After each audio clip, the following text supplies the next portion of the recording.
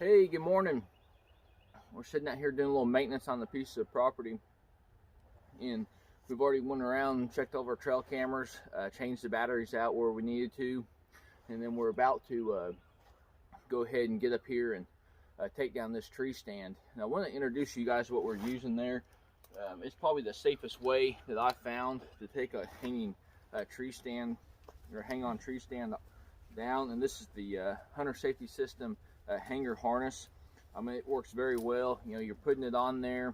I'll have some video there for you guys to see it in work there. But essentially what you're doing is you're putting that harness on and then wrapping a couple of these, well, not a couple, but one of these around the tree, and then the hooks on both sides of it. So you're actually able to have both hands free when it comes to time to take down your tree stand or your steps. And it's an extremely safe way to get up and down the tree stand.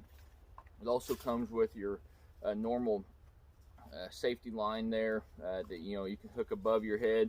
So if you're using the lifelines, that's another big product that I use during the season, and it works out very well. As soon as you take your first step up onto the your steps there, or your ladder, you're essentially attached to that tree. So if you were to fall left, right, backwards, that thing's going to catch you, and so you don't fall back onto the ground and seriously injure yourself. Another key product that I use in regards when I'm putting tree stands up is this Wicked tree gear saw. That is a really good product, and they have got some extremely sharp blades there.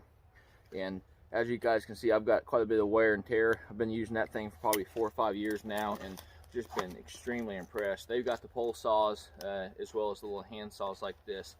But as I climb the trees, this is the guy I use. It does have a nice little belt clip, and then an additional clip there too, if a person wanted to hang it on, somewhere on your vest or somewhere else. So another item I did want to talk about is some of the food plots that we're going to be planting for this upcoming spring. And it's going to be I've actually just put food plot out on this this food plot. It's probably a little over an acre here, and I'm actually just broadcasting 3 pounds of the analogic clover that they're coming out with this year over this food plot. If you're able to disc it up or no-till, it may be a little different, on the amount of seed, but that's what I chose to go with. In the past, that's what I've broadcasted on other plots. So we'll kind of see how this works out, and if I feel like it's too heavy, then I can definitely lighten the weight next spring or next fall when I decide to plant. But that's another good idea to get going there in the month of February. I've been taking down tree stands a lot, starting to put some clover out here from Analogic. Get ready for those turkey season, hopefully. And then another item I don't think I've hardly touched on at all that I use as a pretty regular strategy is mock scrapes. And I've actually switched over to almost exclusively all vertical mock scrapes. And what that is I'm taking a vine, any kind of vine. You can take a branch, just whatever you've got, and essentially what you're doing is you're going to take some rope.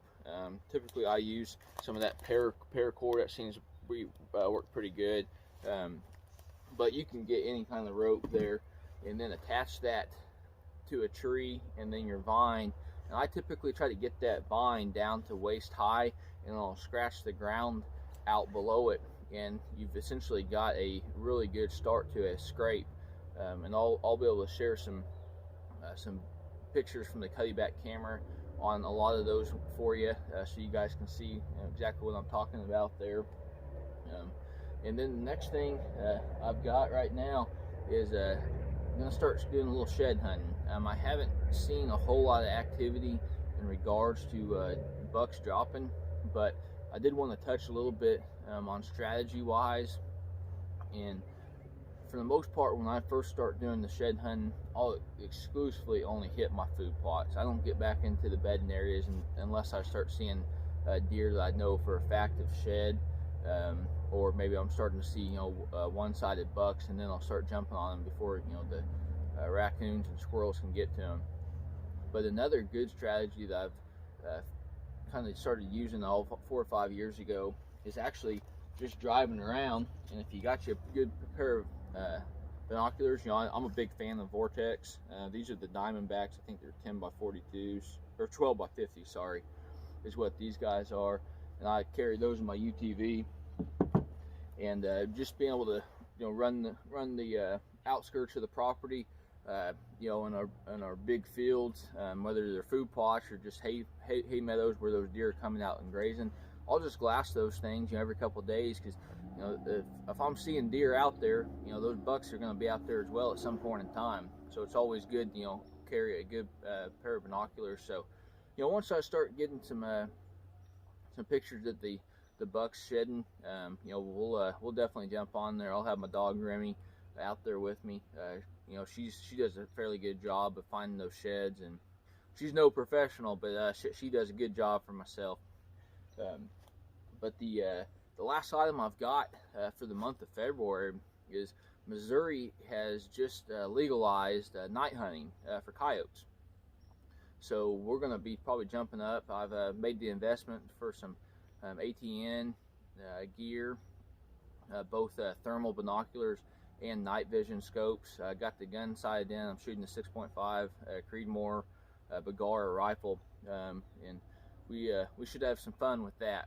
So I've been kind of looking at those thermal binoculars, figuring those things out, and really look forward to getting up in some of the redneck blinds and doing some of that. So I'm hoping I'll be able to get some good videos, you know, to show you guys on those kind of hunts. That's something that's going to be brand new. I think the last time I even night hunted was down there in Texas when we were going after hogs, and it's going to be a new and exciting journey for myself for sure. So we'll leave you guys at that. Hopefully you guys are getting out there in nature, and best of luck on your guys' upcoming hunting and fishing season.